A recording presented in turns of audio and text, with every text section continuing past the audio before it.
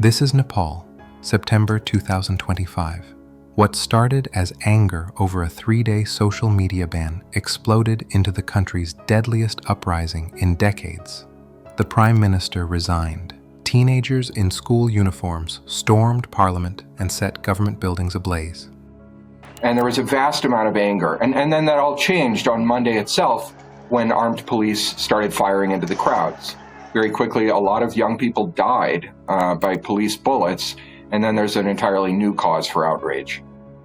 A generation faces bleak prospects. Youth unemployment hovers around 21%. Over 1,500 young people leave the country every day to find work abroad, while at the same time, the children of politicians flaunt luxury vacations on Instagram. This stark contrast between privilege and hopelessness has become unbearable. But Nepal is only the epicenter. Across continents, a similar pattern has emerged, digitally coordinated in Madagascar, Morocco, Kenya, Indonesia, and other countries. One that's reshaping politics, especially in developing countries where government corruption thrives due to weak democracy and oppression.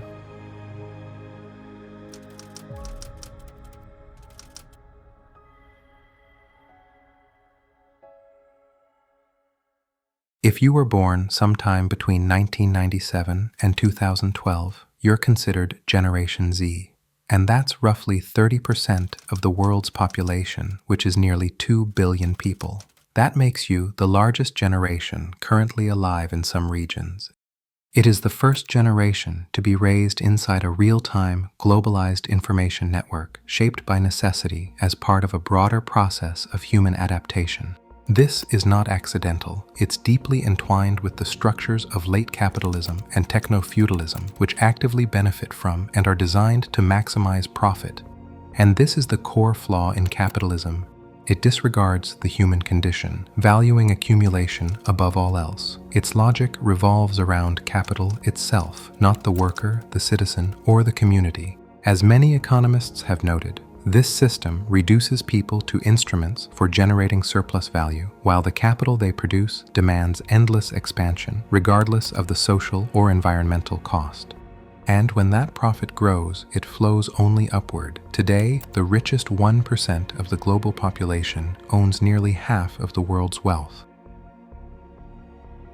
In developed countries, most still have access to public services, legal rights, and a shrinking but existing middle class. But in lower middle-income economies, like the ones where we see Gen Z protests today, conditions are far more extreme, where the majority live below the poverty line.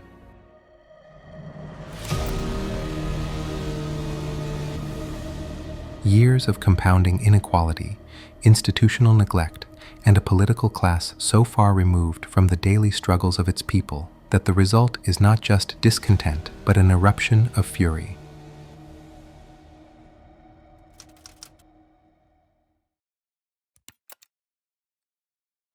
In Nepal, the unrest began with a government-imposed social media ban that started on September 4, 2025. The ban targeted about 26 platforms, including Facebook, X, YouTube, LinkedIn, and WhatsApp, effectively cutting off the primary channels Gen Z used to communicate and mobilize.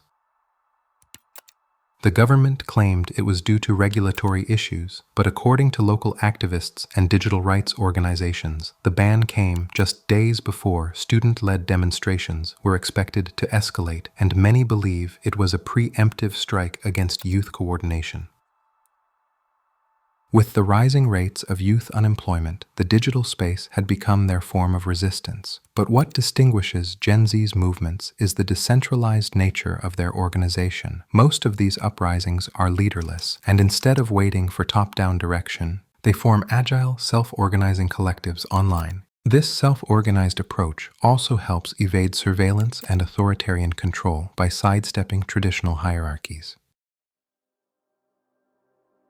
The protests began in Kathmandu on the morning of September 8, 2025. Thousands of students and young professionals, many wearing school and college uniforms, took to the streets. It was a protest against something much larger than just the government's recent ban.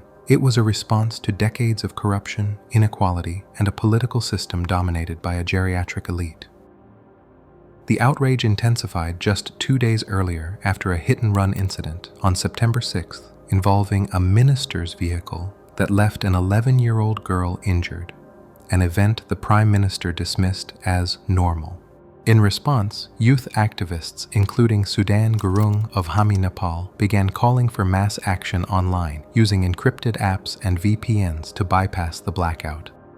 The protesters danced and chanted slogans as they approached the parliament complex. Their intention was peaceful, and they vowed not to vandalize or destroy property. They waved placards and one-piece flag, a symbol of defiance, hope, and liberation against oppression.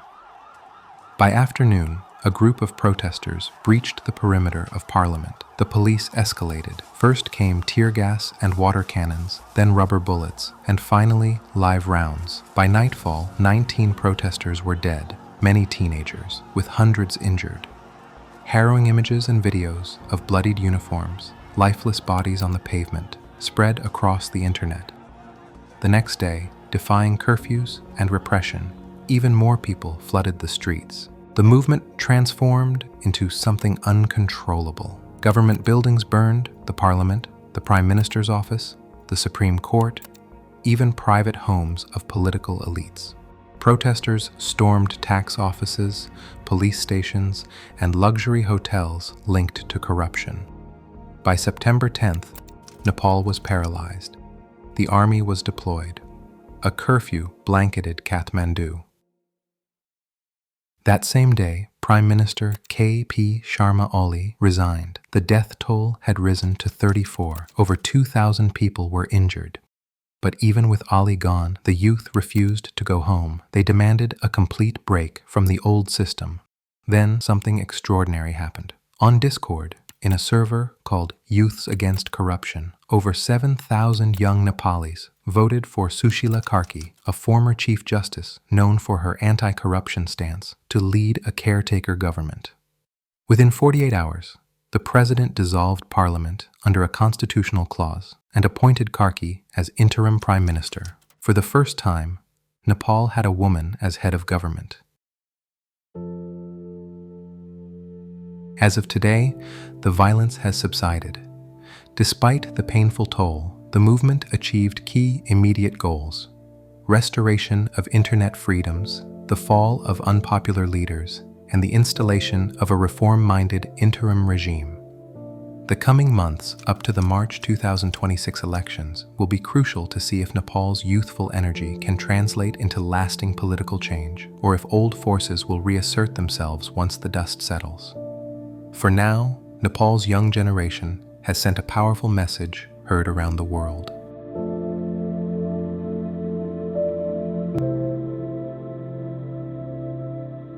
Videos like this require extensive research, careful writing, and hours of editing. If you'd like to support this work, consider subscribing to my Ko-Fi page. You'll get early access to my upcoming content.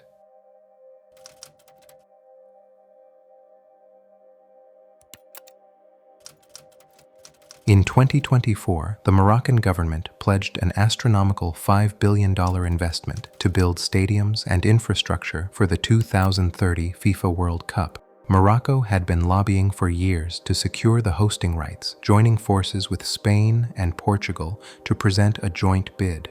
Hosting the World Cup is widely regarded as a golden economic opportunity. With over 17 million tourists visiting the country in 2024, a record high, the government set its sights on welcoming 26 million by 2030. Morocco's 2030 World Cup commitment includes a 115,000-seat stadium near Casablanca, the Grand Stade Hassan II, which is currently under construction. This massive project is expected to become the largest football stadium in the world and is estimated to cost about $500 million. Alongside this, the country has pledged to renovate 6 existing stadiums and develop dozens of training facilities across Moroccan cities.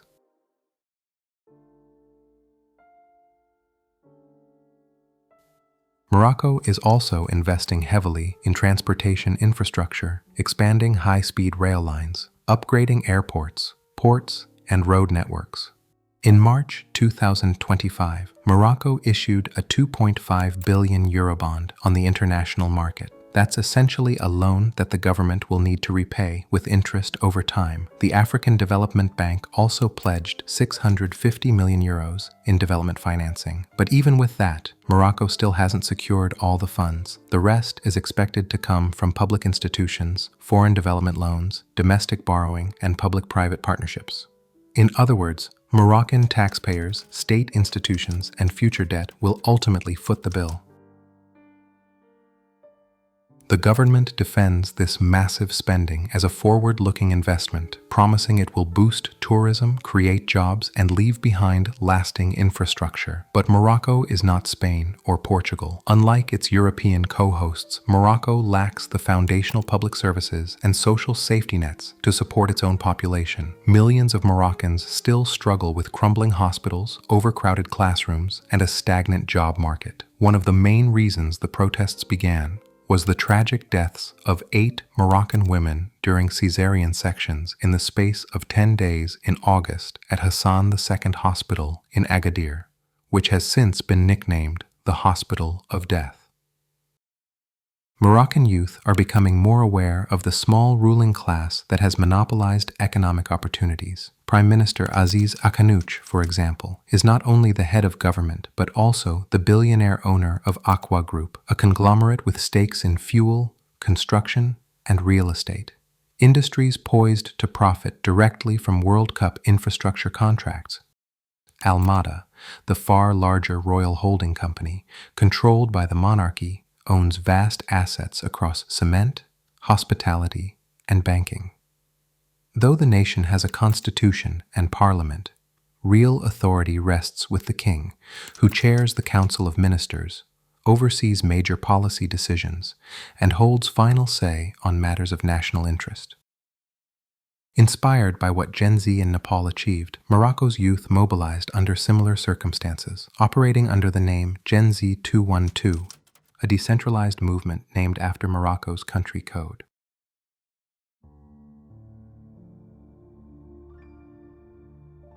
Nationwide protests erupted on September 27, 2025, as thousands of young Moroccans poured into the streets of cities like Rabat, Casablanca, Tangier, and Oujda. The decentralized youth-led movement had mobilized over 200,000 followers across Discord, TikTok, and Instagram. Their demands were clear: increased public investment in healthcare and education, an end to systemic corruption, inequality, and accountability for the political elite.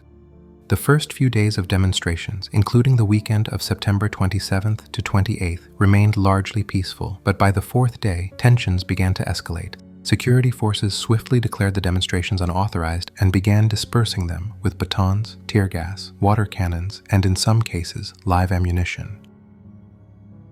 While the majority of protesters remained peaceful, some small groups resorted to torching vehicles, smashing storefronts, and damaging both public and private property, especially in marginalized areas long neglected by state investment. One of the most violent flashpoints occurred in El Kliaya, a town near Agadir. According to Human Rights Watch, security forces opened fire with live rounds on protesters during the night of October 1st, killing 3 young men and injuring several others, including a child. This marked one of the deadliest incidents in the uprising. Nearly 1,000 people were arrested in connection to the protests, and authorities brought criminal charges against at least 270 individuals, including 39 minors. On October 4th, a court in Agadir sentenced a man to 4 years in prison and fined him approximately $5,400 for allegedly inciting minor offenses and crimes via social media. Just 5 days later, on October 9th, the Silla Court of Appeal reportedly handed down sentences of up to 20 years in prison to several individuals accused of acts of vandalism. These prosecutions are ongoing and have drawn sharp criticism from national and international human rights organizations who argue that many of the charges are politically motivated and designed to silence dissent.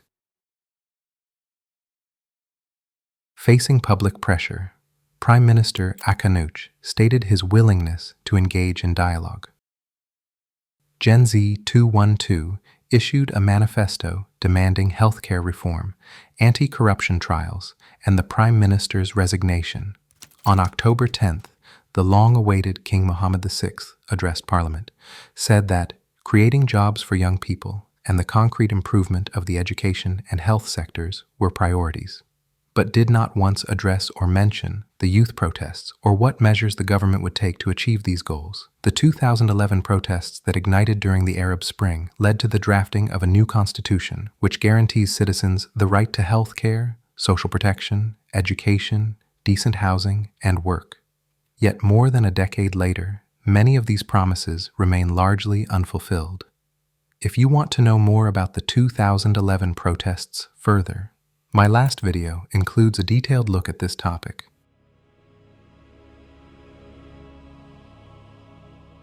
The Gen Z protests of 2025 have revealed the full spectrum of resistance. Their movements gave voice to millions and exposed deep-rooted corruption. This is an important moment in history because in just 6 weeks, all across these countries, the world watched a generational revolt ignite.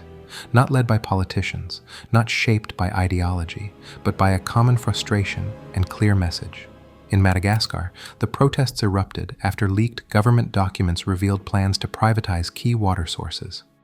In Kenya, a digital tax law triggered outrage among the youth, many of whom rely on online platforms for income. The specific issues that the young population of these countries encounter vary, but they all share a common root in government corruption. The underlying causes are often tied to systemic failures within capital accumulation over public welfare. Another key factor is gerontocracy, the dominance of aging political elites in power. With increasing lifespans, senior figures continue to hold influential positions for decades, leaving younger generations without meaningful representation or opportunity. Gen Z, in particular, finds itself sidelined, forced to wait through its most vital years, while the upper echelons of society remain unchanged. The result is growing frustration among youth, who see no space to thrive, no path forward, and a system that feels permanently rigged against them.